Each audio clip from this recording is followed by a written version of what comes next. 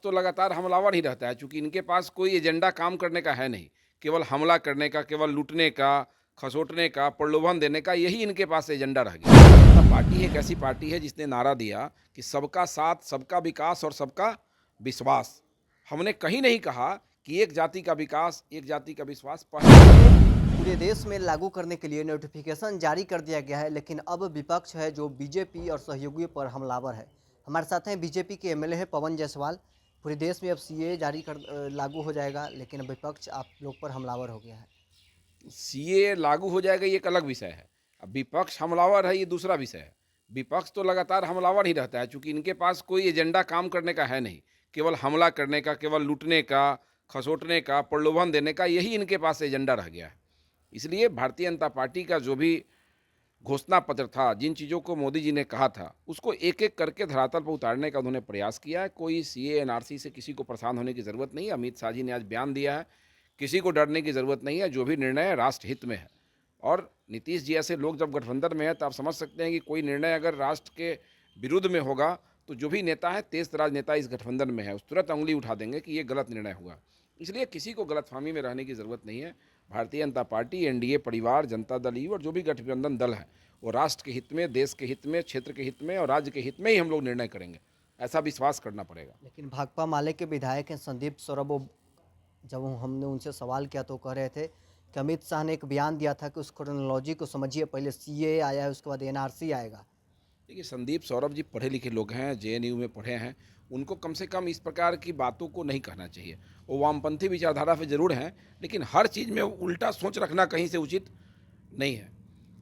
राष्ट्र को मजबूत करने के लिए भारतीय जनता पार्टी ने निरंतर काम किया है। कोई व्यक्ति नहीं है जो उंगली उठा सकता है राष्ट्रवाद पर, भारतीय जनता पार्टी के एजेंडा पर। इसलिए संदीप सौरभ जी की बात कहना ये छोटा हो जाएगा।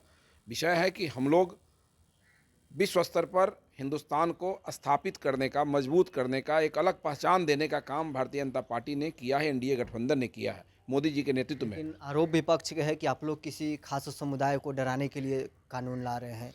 देखिए, हम लोग किसी समुदाय को नहीं डराते हैं। भारतीय जनता पार्टी एक ऐसी पार्टी है जिसने नारा दिया कि सबका साथ, सबका विकास और सबका विश्वास। हमने कहीं नहीं कहा कि एक जाति का विकास, एक जाति का विश्वास। पहले केवल लोगों को गुमराह करने के लिए प्रलोभन के हिसाब से योजनाएं चलती थी। आज प्रलोभन के हिसाब से योजनाएं नहीं चलती है। आज जो है भारत सरकार की जो भी योजनाएं हैं, चाहे नीतीश जी की जो योजना है, वो प्रलोभन के हिसाब से नहीं चलता है। वो गरीबी के स्तर को उठाने के लिए योजना बनता है। सड़कों को दुरुस्त करने के लिए, स्वास्थ्य व्यवस्था को दुरुस्त करने के लिए योजना बनाई जाती है। पहले की योजनाएं जो बनती थी, लूट खसोट के हिसाब से बनती थी।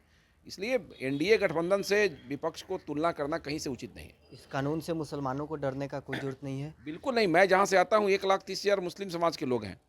9 साल से भारतीय जनता पार्टी की सरकार है, साढ़े 9 साल से कोई मुस्लिम समाज के लोग बाहर जाके जॉब नहीं कर रहे हैं। जो बॉम्बे में काम करते थे, वो ढाका में कारखाना लगा लिए। ढाका विधानसभा क्षेत्र में केवल 42 कारखाना चलता है। कारखाना समझ रहे हैं ना, छोटा उद्योग, जहाँ 100 लोग, 200 लोग, 250 लोग काम करते हैं।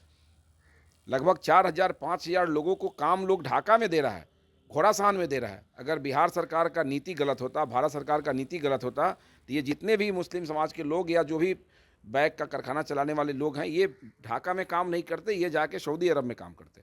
तो राज्य सरकार की नीति मजबूत है, भारतीय जनता पार्टी की, एनडीए गठबंधन की नीति मजबूत है। हम अपने देश के वैसे तमाम नागरिक जो हिंदुस्तान के वासी हैं, उनके मौलिक अधिकार का हनन कभी हम लोग बर्दाश्त नहीं कर सकते। तो हमारे साथ है BJP MLA Pawan Jaiswal. CO को लेकर इन्होंने कहा है कि देश के मुसलमानों को इस कानून से डरने का जरूरत नहीं है। फिलहाल के लिए बस इतना ही। आप बने रहे न्यूज़ 4 नेशन के साथ।